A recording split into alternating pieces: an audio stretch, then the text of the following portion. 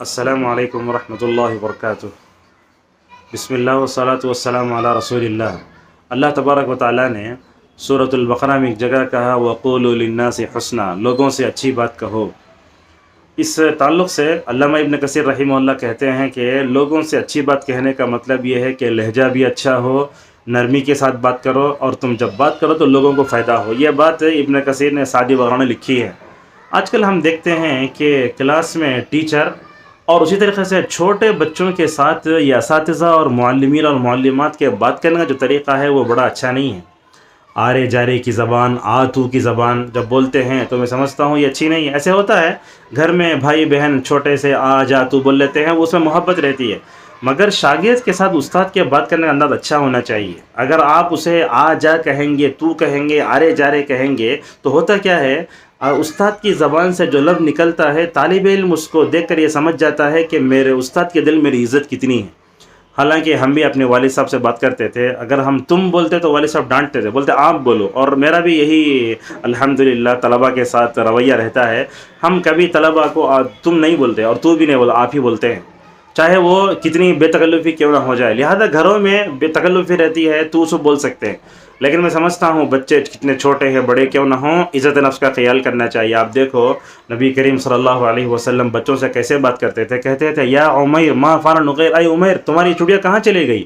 کبھی تو نبی صلی اللہ علیہ وسلم کیا کرتے اپنے صحابہ کو مطلب اچھے لقب بھی دیتے، بولتے قم یا ابا تراب۔ اللہ کے نبی نے علی کو مٹی میں بیٹھتے ہوئے دیکھا تو کہا اے ابو تراب، اے مٹی کے باپ اٹھ جاؤ وہاں سے۔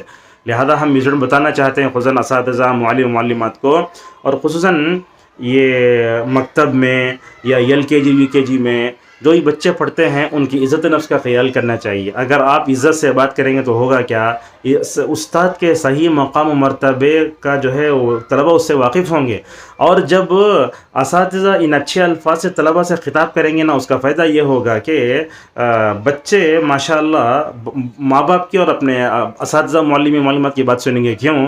اس لیے کہ ان کے دل میں ہوگا کہ ہمارے اساتذہ اور معلمات کے والدین کے دل میں محبت ہے، اور بولتے اردو میں کہ جو دل پاک ہوتا ہے تو اس کا اظہار کبھی زبان سے ہوتا ہے، کبھی تحریر سے ہوتا ہے۔ تو یہ زبان سے نکلنے والے الفاظ اور قلم سے نکلنے والے تحریر انسان کے دل کی عکاسی کرتی ہے، لہذا اپنے دل کو پاک رکھنا چاہیے۔ اور آپ یہ سب دیکھیں گے برے انداز سے خطاب کرنے کی وجہ سے اگر آپ کتنی بھی اچھی بات بولو بات نہیں مانتے۔ حضرت لقمان علیہ السلام کی وصیت دیکھو، یا بنیا یا بنیا کہتے ہیں۔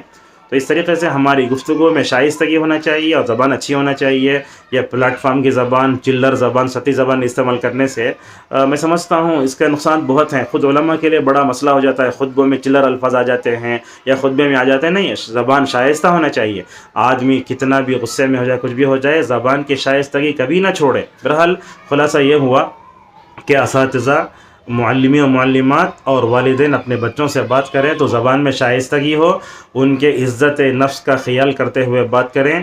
آپ ان سے بات کریں تو معلوم ہو کہ آپ کے دل میں ان کے تئیں ہمدردی ہے۔